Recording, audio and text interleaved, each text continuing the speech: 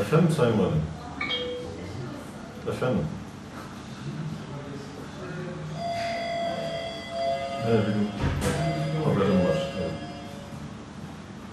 Tamam oğlum. Siz onu da bize bir WhatsApp'tan atabilir misiniz Sayın Valim? Tamam, çok teşekkür ederim. Tamam, çok teşekkür ederim.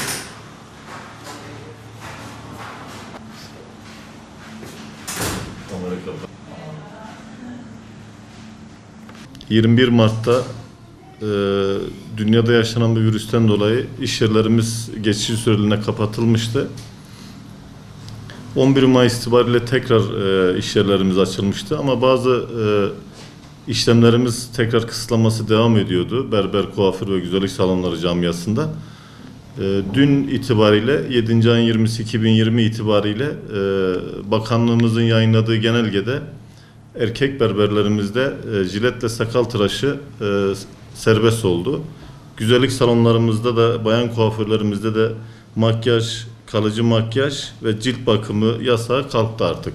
Bundan sonra tüm hemşerilerimizin, Malatyalıların berber, kuaför ve güzellik salonlarına gidip bu işlemleri rahat bir şekilde yapabilirler. Salonlarımızı valilik tarafından denetleme ekibi denetliyor. İşte ilçeleri kaymakamlıklar denetliyor. Biz de oda olarak bir ekip oluşturmuşuz. Berber ve kuaför güzellik salonları camiasını denetliyoruz. Tüm salonlarımız, odaya bağlı olan bütün salonlarımız, berber olsun, kuaför, güzellik salonlarımız tüm hijyen kurallarına uyduklarını görüyoruz.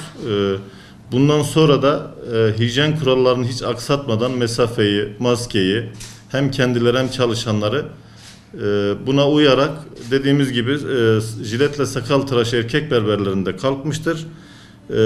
Bayan kuaförler ve güzellik salonlarında da makyaj, kalıcı makyaj ve cilt bakımı yasağı artık kalkmıştır.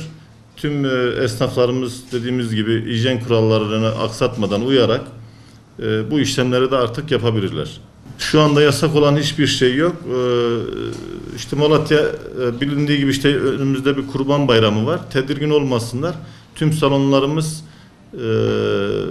randevu sistemiyle çalıştığı için işte siz de görüyorsunuz biraz denetlemeden dolayı çok aşırı bir denetleme var. Tamam biz denetlenmesini istiyoruz, denetlenmesin demiyoruz ama nedense berber, kuaför, güzellik salonu camiası çok aşırı derecede bir denetleniyor. Bir toplu taşıma araçlarını, işte çay ocakları gibi yerleri, düğün salonları açıldı, oraları bir görürlerse erkek berberlerin ne kadar güzel bir hijyen ortamında olduğunu, mesafe farkında olduğunu daha rahat bir şekilde görecekler.